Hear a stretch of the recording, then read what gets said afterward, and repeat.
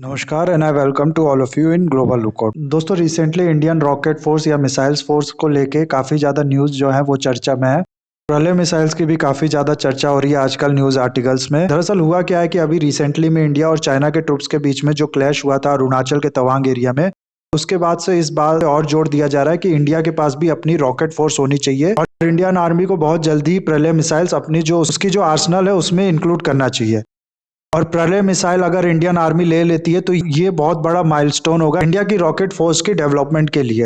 इस वीडियो में हम लोग यही देखेंगे कि ये जो रॉकेट फोर्स है ये है क्या, प्लस ये जो प्रलय मिसाइल्स की बात हो रही है ये क्या है, इसकी क्या खासियत है। दो पार्ट में ये वीडियो बनाऊंगा, ये पहला पार्ट है, इसके बाद दूसरा पार्ट भी इसका जल्दी डाल दूंगा मैं। बहुत कुछ आप लोग को जानने को मिलेगा इन दो वीडियो में, बस आपको एंड तक बने रहना है और अगर वीडियो अच्छा लगे तो लाइक कमेंट शेयर सब्सक्राइब जरूर करना है।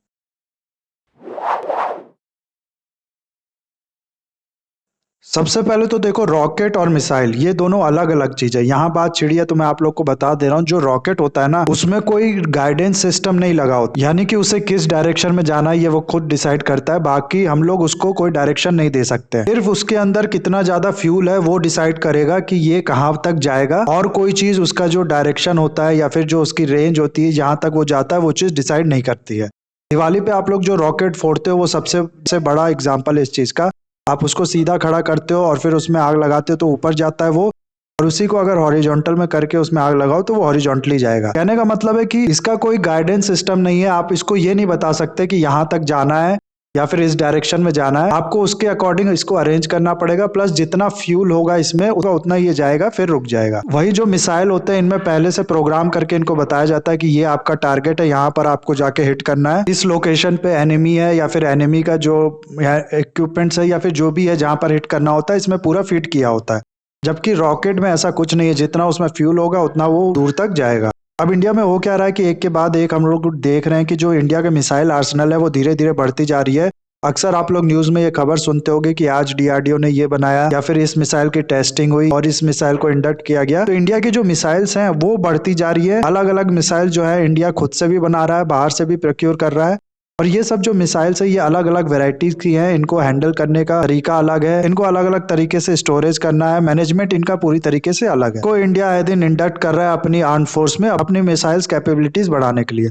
यहाँ आप लोग स्क्रीन पे देख सकते हैं अलग अलग मिसाइल जो हैं इंडिया की, उनके लिस्ट है यहाँ पर। ये सरफेस टू सरफेस मिसाइल है, फिर surface to air, air to surface और एयर टू एयर।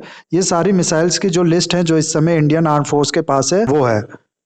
अब ये चीज सबको समझ में आ रहा है कि इंडिया की जो लैंड बॉर्डर्स है उसको प्रोटेक्ट करने के लिए कि या फिर बाकी काम्स के लिए भी कि जो मिसाइल्स है उनकी इंपॉर्टेंस धीरे धीरे बढ़ती जा रही है। लेकिन हो क्या रहा है कि अब ये जो वेराइटीज ऑफ मिसाइल्स है इनको हैंडल करना, क्योंकि अलग अलग रिक्वायरमेंट है हर मिसाइल्स की, तो इनको हैंडल करना बहुत ज्यादा मुश्किल होता जा रहा है। हाल में आप लोग ने न्यूज सुनी होगी कि गलती से एक मिसाइल फायर हो गया था पाकिस्तान की ओर और पाकिस्तान पे जाके ये हिट किया था। तो इस तरीके की जो मिसमैनेजमेंट वो इश्यूज आ रहे हैं सामने। और एक नॉर्मल ये देखा जा रहा है कि जब वेराइटीज ऑफ मिसाइल्स है तो हर मिसाइल्स की जो रिक्वायरमेंट है वो अलग है। अब सबको याद रखना, सबको अलग अलग तरीके से मैनेज करना, ये एक बहुत ज्यादा कॉम्प्लेक्स काम बनता जा रहा है। इंडिया में अगर आप लोग देखो तो आज के टाइम में ये जो मिसाइल्स है इनका जो मैनेजमेंट है वो बिखरा हुआ है। ज्यादातर मिसाइल जो है वो आर्मी मैनेज करती है और जो शिप्स में या फिर एयरक्राफ्ट में जो मिसाइल्स लगे होते हैं वो नेवी या फिर एयरफोर्स मैनेज करती है। प्लस न्यूक्लियर मिसाइल जो होती है उनके मैनेजमेंट के लिए अलग से एक यूनिट बनाई गई है जिसका नाम है स्ट्रेटेजिक फोर्स कमांड, यानी एसएफसी। तो अब तक तो ये चल जा रहा था क्योंकि इंडिया के पास मिसाइल्स उतनी थी नहीं, उतनी तेजी से मिसाइल्स पे काम हो नहीं रहा था, अलग अलग वेराइटीज नहीं थी मिसाइल्स की। लेकिन अब क्या हो रहा है कि ये जो मिसाइल्स है दिन प्रतिदिन, जैसा कि मैंने आपको बताया, बढ़ती जा रही है इंडिया की। साथ ही साथ इनके जो अलग अलग वेराइटीज है वो बढ़ती जा रही है। बैलिस्टिक मिसाइल्स हो गया, क्रूज मिसाइल्स हो गया, बैलिस्टिक में भी आईसीबीएम हो गया, शॉर्ट रेंज बैलिस्टिक मिसाइल्स हो गया। तो इन सबको अलग अलग तरीके से मैनेजमेंट की जरूरत है और इसके लिए एक अलग से यूनिट की जरूरत है जो सिर्फ मिसाइल्स के मैनेजमेंट के लिए ही बने, ताकि इनकी मैनेजमेंट में कोई भी गलती की गुंजाइश ना हो और जो मिसाइल्स है उसकी इफेक्टिवनेस और एफिशिएंसी भी बढ़े अटैक के टाइम पे। इसीलिए सितंबर 2021 में उस समय के जो सीडीएस थे, लेट जनरल बिपिन रावत जी, उनने उस समय ये स्टेटमेंट दिया था कि इंडिया जो है वो प्लानिंग कर रहा है अपनी रॉकेट फोर्स क्रिएट करने के लिए। रॉकेट फोर्स कह लीजिए या मिसाइल फोर्स कह लीजिए, यहाँ पर ये बहुत हद तक सेम ही है। उसकी बात, उसको बनाने की बात उसी टाइम से चलती आ रही है। इस रॉकेट फोर्स का काम ही यही होगा, जैसे आर्मी जो है वो लैंड पे फाइट करती है, नेवी जो होती है वो वाटर एरिया में सब देखती है, और एयरफोर्स जो होती है वो एयर में सब देखती है। वैसे ही ये जो मिसाइल फोर्स होगी उसकी देख रेख करेगी, उसका इस्तेमाल करके ये अटैक करेगी या फिर उससे इंडिया को प्रोटेक्ट करेगी। ये जो इंडिया का प्लान है ये बहुत हद तक कॉपीड है चाइना के एक्सपेरिमेंट से। चाइना ने भी PLA-RF यानी people's liberation army rocket force बनाई थी, और अब तो बहुत तेजी से इसके जो नंबर्स है वो इसने बढ़ा दिया है। ना यहाँ पर पीपल्स लिबरेशन आर्मी है, तो इसका मतलब ये मत समझ लेना कि आर्मी के अंदर एक यूनिट है जिसका नाम दे दिया गया सिंपल रॉकेट फोर्स। ऐसा नहीं है। दरअसल आप लोग चाइना की जो तीनों फोर्स है उनके नाम भी आप लोग देखोगे ना, तो ये कहलाती है PLA army, PLA navy, PLA air force. उसके बाद PLA स्ट्रेटेजिक फोर्स भी है और PLA रॉकेट फोर्स भी है। तो ये जो PLA है ये कॉमन है सब में। इसका मतलब ये नहीं है कि चाइना की जो एयरफोर्स है वो आर्मी के अंदर आती है, चाइना की जो रॉकेट फोर्स है वो भी आर्मी के अंदर आएगी, ऐसा बिल्कुल भी नहीं है। ये बिल्कुल अलग से यूनिट है जिसका काम ही यही है कि ये जो चाइना की मिसाइल्स हो गई उनके थ्रू अटैक करेगी, उनकी देखरेख करेगी। मिसाइल्स को लेके पूरा काम ये देखेगी चाइना में। वहीं इंडिया की अगर आप लोग सारी फोर्स देखोगे तो ये है आर्मी, नेवी, एयरफोर्स, और इसके बाद अब इसमें एक और फोर्स जोड़ने की बात की जा रही है जो होगी रॉकेट फोर्स या फिर मिसाइल फोर्स। हालांकि एक फोर्स तो SFC भी है जो कि न्यूक्लियर मिसाइल्स देखती है, लेकिन उसको चौथी फोर्स कहना अभी ठीक नहीं है, क्योंकि इनके पास कोई बहुत ज्यादा पावर नहीं है कि ये खुद से कुछ डिसीजन ले ले, और ऐसा होना भी नहीं चाहिए, क्योंकि जैसा कि मैंने आप लोग को बताया सिर्फ न्यूक्लियर वेपन ही ये लोग देखरेख करती हैं। ऐसे में इनके पास पावर देने का मतलब क्या हुआ? मतलब यही हुआ कि इनको खुली छूट दे दी गई कि आप डिसाइड करो न्यूक्लियर वेपन किसी पे छोड़ना है या नहीं छोड़ना। तो ये चीज तो फिर गड़बड़ क्रिएट कर देगी, तो इसलिए इसको अलग से इस समय एक चौथी फोर्स कहना ठीक नहीं रहेगा। तो अभी तक केवल 3 ही फोर्स है इंडिया के पास, इंडियन आर्मी, इंडियन नेवी और इंडियन एयरफोर्स। लेकिन आज के टाइम में क्या सिनेरियो है, आप लोग खुद इस बात से एग्री करोगे कि आज के टाइम में सिर्फ जो वॉर है वो पर्सन टू पर्सन यानी दो कंट्रीज के सोल्जर्स के बीच में हैंड टू हैंड कॉम्बैट के जो हैंड टू हैंड तो छोड़ दो, या फिर गन से एक दूसरे पे फायर करना, ये इन सब की चांसेस बहुत ज्यादा कम होती जा रही है। आजकल जो वॉर है वो बहुत ज्यादा डिसाइड होनी है किसके पास ज्यादा मिसाइल्स है, किसके पास ज्यादा बारूद है, और अब तो ये भी पीछे की चीज हो गई। अब तो हाइब्रिड वॉर हो गया, साइबर वॉर हो गया, केमिकल वॉर हो गया, बायोलॉजिकल वॉर हो गया, इस तरीके की चीजें ज्यादा देखने को मिलेगी। लेकिन फिर भी अगर हम लोग इसको थोड़ा किनारे कर दे, इस समय सिर्फ मिसाइल्स की बात करें तो मिसाइल्स भी आज के टाइम में बहुत बड़ा कंपोनेंट होने वाला है एक वॉर में, और इसीलिए मिसाइल फोर्स की जो इंपॉर्टेंस है वो बताई जा रही है। चाइना को ये इंपॉर्टेंस पहले से पता चल गई, इसीलिए उसने बिल्कुल अलग से एक फोर्स ही बना दी, PLA-RF। ऐसा कहा जाता है कि ये जो PLA-RF है ना, ये वर्ल्ड की सबसे बड़ी कन्वेंशनल मिसाइल फोर्स है।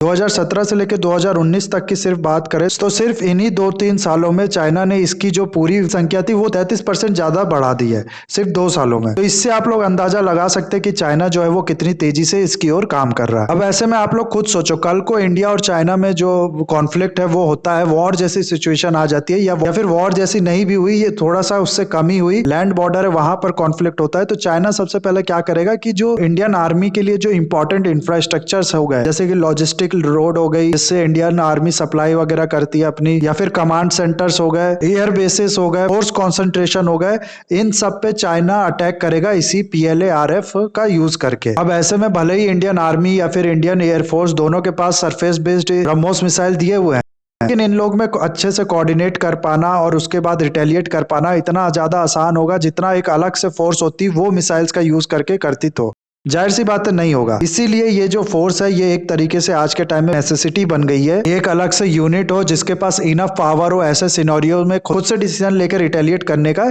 ये आज के टाइम में बहुत ज्यादा जरूरी हो गया इंडिया के लिए, नहीं तो होगा क्या कि चाइना हम पे अटैक करेगा और हम लोग ऊपर से ऑर्डर के लिए बैठे रह जाएंगे। और हम लोग को इसी से बात से ये अंदाजा लगाना चाहिए कि हम लोग कितना पीछे हैं इस लाइन में। चाइना की ये जो फोर्स है ना, ये इसने बनाई थी 1966 में, लेकिन इसने जो रिवील किया था इस चीज को दुनिया के सामने ये जिस साल आई थी वो थी 1984। ये फोर्स जो है वो चाइना की मिसाइल जो है वो भी हैंडल करता है, सऊदी अरेबिया में भी इसका कुछ काम है, वहां की भी मिसाइल्स ये देख रेख करता है, और आज के टाइम में चाइना की ये फोर्स बहुत ज्यादा एडवांस हो चुकी है। इंडिया में हम लोग अभी इसको बनाने की बात कर रहे हैं, अभी इसमें सोचा जा रहा है, और सोचा जा रहा है इसका सबसे बड़ा कारण ये है कि हमारे पास इसके लायक मिसाइल ना हो पाना। क्या मतलब है इसका? दरअसल देखो, हम लोग के पास जो मिसाइल्स है ना उसमें हम लोग इस फोर्स को ये तो कह नहीं सकते कि न्यूक्लियर वेपन्स आप लोग रख लो, इसमें आप लोग खुद से अपने जो डिसीजन है वो ले सकते हो, जब आपको थ्रेट लगे तब न्यूक्लियर वेपन किसी पे मार देना, ऐसा तो कर नहीं सकते।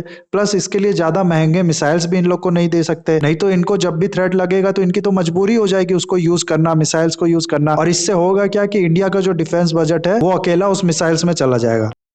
इस फोर्स के लिए कुछ ऐसी मिसाइल चाहिए तो नंबर्स में हम लोग ज्यादा एक्वायर कर सके, भले ही उसका जो इम्पैक्ट है वो थोड़ा कम हो, टैक्टिकल मिसाइल्स हो, वो थोड़ा चीप मिसाइल चाहिए इन लोगों के लिए, ताकि उसको जो फायर करने से पहले इन लोगों को 10 बार सोचना ना पड़े। साथ ही साथ वो मिसाइल जो है वो डेडली भी होनी चाहिए और लीथल भी होना चाहिए, उतना ज्यादा इफेक्टिव भी होना चाहिए। ऐसा ना हो कि चीप का मतलब हो कि उसका कोई इम्पैक्ट ही ना हो, ये भी नहीं होना चाहिए। तो इस तरीके की जो रिक्वायरमेंट है, इसी को देखते हुए 2015 में इंडिया ने एक बहुत बेहतरीन प्रलय मिसाइल बनाना शुरू किया था और आर्मी ने बहुत पहले ये डिसीजन लिया था कि हम लोग उस मिसाइल को खरीदेंगे। और साथ ही साथ ये भी कहा जा रहा है कि आर्मी अगर उस मिसाइल को इंडक्ट कर लेती है तो ये एक बहुत बड़ा माइलस्टोन होगा इंडिया की रॉकेट फोर्स बनने की ओर। ये जो प्रलय मिसाइल है इसके बारे में मैंने अलग से एक वीडियो बनाया है, आज ही वो वीडियो भी अपलोड हो जाएगा, आप लोग उसको भी देख लीजिएगा, डिस्क्रिप्शन में मैं डाल दूंगा उसका लिंक। अभी आई थिंक ये जो रॉकेट फोर्स है इसकी क्या इंपॉर्टेंस है, क्या इसकी रिक्वायरमेंट है, ये सब चीज आपको समझ में आ गई होगी। बाकी मुझे दीजिए इस वीडियो के लिए यहाँ पर इजाजत। अगर ये वीडियो अच्छा लगा तो लाइक कमेंट शेयर सब्सक्राइब जरूर कीजिएगा। That's all, have a nice day, take care.